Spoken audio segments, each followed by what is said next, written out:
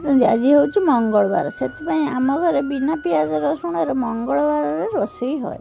ସେଥିପାଇଁ ଆସନ୍ତୁ ଆଜି ବିନା ପିଆଜ ରସୁଣର ତରକାରୀ। ଝୁଡ଼ଙ୍ଗ ଆଳୁ ସାଙ୍ଗରେ ମୁଗ ଦେଇ ତରକାରୀ ପରେ ଝୁଡ଼ଙ୍ଗ ଆଉ ଆଳୁକୁ ଭଲ ଭାବରେ ଧୋଇ ଧାଇ କଟାକଟି କରି ସେଥିରେ ମସଲା ଦେବା ପାଇଁ କଟାକଟି କରିବା। ଟମାଟର, ଅଦା କାଟିଲା ପରେ ଗୋଟେ ସାଇଡରେ ରଖିବା। ଗ୍ୟାସରେ କଡ଼େଇ ବସେଇବା, ସେଥିରେ ତେଲ ଦେବା ଆଉ କାଟି ରଖିଥିବା ଝୁଡ଼ଙ୍ଗ ଆଉ ଆଳୁକୁ ତାଥିରେ ଦେଇ ଭଲ ଭାଜିଗଲା ପରେ ତାକୁ ଗୋଟେ ପାତ୍ରରେ କାଢି କରି ରଖିବା। ତାପରେ ସେଇ କଡ଼େଇରେ ଆଉ ଟିକେ ତେଲ ଦେବା, ଶୁଖିଲା ଲଙ୍କା, ଜିରା ଦେଇ ତାକୁ ଭଲ ଭାବରେ ଫୁଟିବାକୁ ଛାଡ଼ିବା। ତାଥିରେ ରଖିଥିବା ଛେଚିକି ଅଦା କେତେ ସମୟ ଭାଜିଲା ପରେ ସେଥିରେ କାଟି ରଖିଥିବା ଟମାଟର ଦେଇ ଭଲ ଭାବରେ ସିଝିଗଲା ପରେ ସେଥିରେ କିଛି ଗୁଣ୍ଡ ମସଲା ଦେଇ ତାକୁ ଭଲ ଲଙ୍କା ଗୁଣ୍ଡ, ଧଣିଆ ଗୁଣ୍ଡ, ଜିରା ଗୁଣ୍ଡ, ହଳଦୀ, ଲୁଣ ଦେଇ ଭଲ ଭାବରେ ତାକୁ କଷିବା। ଧୋଇ ରଖିଥିବା ମୁଗକୁ ମଧ୍ୟ ଦବା। ମୁଗ କଷିଗଲା ପରେ ସେଥିରେ ପାଣି ଦେଇ ତାକୁ ଫୁଟିବାକୁ କେତେ ସମୟ ସିଝିଗଲା ପରେ ଭାଜି ରଖିଥିବା ଝୁଡ଼ଙ୍ଗ ଆଉ ଆଳୁକୁ ଦେଇ ତାଥିରେ ଭଲ ରଖିଥିବା ଟମାଟର, କଞ୍ଚା ଲଙ୍କା ଦେଇ ଝୁଡ଼ଙ୍ଗ ଆଳୁ ସିଝିଲା ପର୍ଯ୍ୟନ୍ତ ଆମର ପ୍ରସ୍ତୁତ ହେଇଗଲା ଝୁଡ଼ଙ୍ଗ ଆଳୁ ମୁଗ ତରକାରୀ। ଭାତ କିମ୍ବା ରୁଟି ସାଙ୍ଗେ ଖାଇପାରିବେ। ରହୁଛି, ଧନ୍ୟବାଦ। ଦେଖା ହବ